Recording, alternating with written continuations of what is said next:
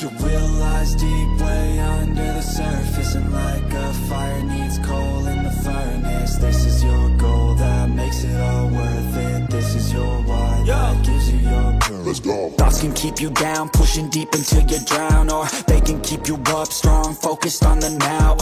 Glass half full, or has it been emptied out? Well, that's all up to you and your mind. Do you doubt anything, everything, not a thing? Make my thoughts work for me, manifest what I need, what I want, what I see. I could be anything, I attract all the things that I see. I believe I'll achieve as I breathe in. Tak perlu jadi orang pintar. Dani Pedrosa tertawakan mereka yang perdebatkan Marc Marquez menggila pakai motor apa di Ducati. Kedikdayaan pembalap Ducati Lenovo, Marc Marquez, pada awal musim 2025 di MotoGP sudah diperkirakan oleh rekan satu tim lamanya. Tidak perlu jadi orang pintar untuk menebaknya.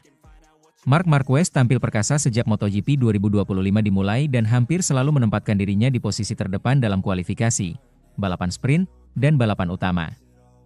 Sejauh ini hanya ada 3 hal yang menghentikannya, yaitu kecelakaan, cuaca seperti di balapan GP Prancis, dan Fabio Quartararo, Monster Energy Yamaha, tetapi khusus kualifikasi. Persaingan gelar juara pun dipimpinnya dengan cukup nyaman. Mengoleksi 171 poin, Marquez unggul 22 poin atas Alex Marquez, BK8 Gresini Racing, dan 51 poin atas Francesco Bagnaia, Ducati Lenovo, di posisi kedua dan ketiga. Kebangkitan Marquez memang sudah dinantikan saat dirinya membuat pertaruhan untuk pindah dari tim pabrikan Repsol Honda ke tim satelit Ducati yaitu Gresini. Tahun lalu, dengan motor lama Ducati Desmosedici EP23, Marquez mampu melibatkan diri dalam persaingan gelar, membukukan 3 kemenangan balapan utama, dan sapu bersih di EP Aragon. Marquez pun tak cuma tampil kuat tetapi juga mempermalukan pembalap-pembalap Ducati yang motornya sama dengannya dengan hasil yang cukup jomplang. Menanggapi hal itu, pembalap penguji KTM, Dani Pedrosa sama sekali tidak terkejut. Apa yang terjadi sekarang adalah apa yang terjadi jika kita menempatkan pembalap yang sangat spesial ke atas motor terkuat, ucap Pedrosa, dikutip dari El Periodico. Saya pikir tidak ada banyak perdebatan. Atau apakah ada orang yang terkejut dengan apa yang dilakukan Marc sekarang dan bagaimana dia melakukannya? Anda tidak perlu menjadi ahli matematika untuk menebak sesuatu seperti itu. Pedrosa sudah mengenal kemampuan Marquez dengan baik seiring kerjasama yang terjalin di Repsol Honda. Sebagai mantan pembalap, Pedrosa pun memaklumi keinginan Marquez untuk meninggalkan Honda lebih cepat setahun dari kesepakatan asli. Mentalitas juara dalam diri Marquez mendorongnya untuk mencari motor lain yang lebih mumpuni ketika Honda tidak mampu keluar dari krisis pada saat itu. Ducati menjadi tujuan tepat karena menguasai persaingan, termasuk dengan hasil kemenangan dan podium dari para pembalap dengan motor lama. Alhasil, Pedrosa pun tergelitik saat kecepatan Marquez disangkut pautkan dengan motor Ducati mana yang ditungganginya. Musim ini juga sempat terjadi kebingungan ketika Marquez dan Bagnaia kurang puas dengan pemutakhiran yang dibawa Ducati saat tes pramusim. Motor Ducati Desmosedici EP25 yang mereka kendarai sampai punya nama tidak resmi seperti EP24-5 karena kembalinya komponen-komponen lama. Ketika Marc bergabung dengan Ducati, itu untuk bersaing di posisi terdepan, ucap Pedrosa. Itulah kenapa saya tertawa saat orang-orang membandingkan data secara gila-gilaan. Bagaimana jadinya jika motornya, Ducati Desmosedici EP23, kalau 24, kalau 25, kalau 24,0. Saya ulangi, apa yang semua orang ketahui akan terjadi itu sedang terjadi, tandasnya. Sementara itu, tertinggal jauh dari Marc Marquez, bos Ducati ungkap masalah Francesco Bagnaia di MotoGP 2025. Kepala tim Ducati Lenovo, Davide Tardozzi, menilai performa Francesco Bagnaia pada musim MotoGP 2025 belum mencapai level optimal. Ia menyebut faktor mental dan proses adaptasi terhadap karakteristik motor baru, Ducati EP25, sebagai penyebab utama sang juara dunia 2 kali kesulitan tampil konsisten. Dikutip dari Speedweek, Tardozzi menjelaskan bahwa meskipun motor EP25 merupakan pengembangan dari versi sebelumnya, Bagnaia belum sepenuhnya mampu menyatu dengan motor tersebut. Menurutnya, persaingan yang semakin ketat di musim ini membuat setiap pembalap harus cepat beradaptasi agar tetap kompetitif. Pecco belum menemukan rasa menyatu dengan motor baru, meski performanya sangat menjanjikan. Level kompetisi musim ini juga meningkat, ujar Tardozzi. Hingga seri ke-6 di Le Mans, Bagnaia baru mencatatkan 1 kemenangan dari total 12 balapan itu pun setelah rekan setimnya, Marc Marquez, mengalami insiden dan terjatuh saat memimpin di Grand Prix Texas. Bagnaia sendiri mengakui bahwa ia masih mengalami kesulitan dalam menemukan kestabilan pada bagian depan motornya. Ia menyebut roda depan kehilangan grip saat pengereman keras, yang membuatnya tidak percaya diri saat memasuki tikungan cepat. Saya belum bisa merasakan kontrol seperti musim lalu. Saat saya mencoba memaksakan gaya balap, motornya terasa tidak stabil, ungkap Bagnaia. Menanggapi usulan agar Bagnaia menggunakan versi motor sebelumnya seperti yang digunakan Alex Marquez atau Fermin Aldeguer, Tardozzi menegaskan bahwa hal tersebut tidak mungkin dilakukan karena terbentur regulasi MotoGP. Pabrikan tanpa konsesi seperti Ducati hanya diperbolehkan menghomologasi satu spesifikasi mesin untuk masing-masing pembalap dalam satu musim. Tardozzi juga membantah spekulasi yang menyebut kehadiran Marc Marquez sebagai penyebab gangguan mental bagi Bagnaia. Ia memastikan hubungan keduanya berjalan baik dan saling menghormati satu sama lain. Tidak ada tanda-tanda Pecco terganggu dengan kehadiran Marc.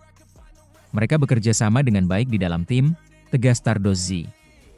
Lebih lanjut, Ducati kini memfokuskan perhatian untuk membangun kembali rasa percaya diri Bagnaia, khususnya dalam dua aspek yang selama ini menjadi kekuatan utamanya, pengereman dan manuver di tikungan.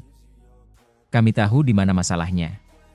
Jika kami berhasil memulihkan kekuatannya di area tersebut, Pecco bisa kembali bertarung di barisan depan, bahkan melawan Marc, tutup Tardozzi. Meski masih berada di posisi 3 besar pada klasemen sementara MotoGP 2025, Francesco Bagnaia saat ini tertinggal jauh dengan Marc Marquez. The Baby Alien saat ini memuncaki daftar sementara dengan 171 poin sementara Bagnaia ada di peringkat ketiga dengan 120 angka. Sementara itu, Marc Marquez senang bisa bersaing lagi dengan Fabio Quartararo. Marc Marquez mendominasi MotoGP 2025. Pembalap anyar tim pabrikan Ducati Lenovo itu tampil kuat sejak seri pertama musim ini. Dari 6 seri yang sudah digelar, Marquez 6 kali menang sprint dan 3 kali menang main race.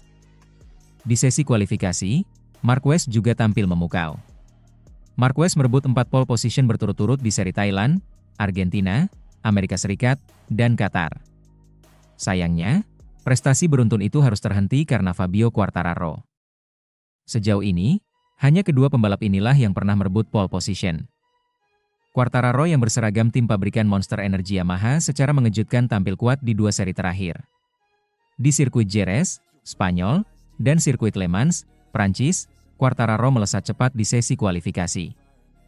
Ia membawa YZR M1 Star terdepan di depan Ducati Desmosedici. Bagi Quartararo, pole positionnya di Spanyol adalah yang pertama sejak seri Indonesia 2022.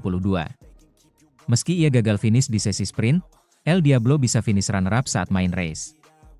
Itu adalah podium pertamanya sejak 2023, penampilan memukau Quartararo berlanjut di Prancis. Di balapan kandang itu, ia kembali merebut pole position. Dengan catatan waktu 1 menit 29,324 detik, ia sekaligus mencetak all-time lap record baru di sirkuit Le Mans. Hanya saja, Quartararo finish P4 sprint dan gagal finish di balapan utama. Performa Fabio Quartararo tersebut cukup mengejutkan bagi penghuni paddock, termasuk Marc Marquez. Kendati begitu, Marquez justru senang melihat Quartararo bisa comeback. Ia memuji penampilannya di Jerez dan Le Mans. Aku senang ia bisa kembali berada di barisan depan, setidaknya dalam balapan ini. Akan ada balapan lain yang menyulitkannya, tetapi di Jerez dan di Le Mans, ia sangat cepat, ungkap Marquez seperti dikutip Motorsport Total.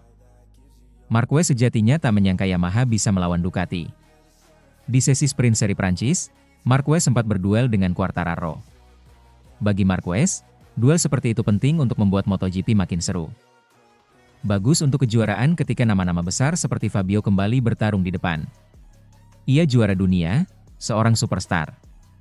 Itu bisa membuat olahraga kita lebih besar, kata Marquez dilansir Motorsport Total. Persaingan di atas lintasan antara Marc Marquez dan Fabio Quartararo sebenarnya bukan hal baru. Pada 2019, keduanya pernah terlibat duel sengit.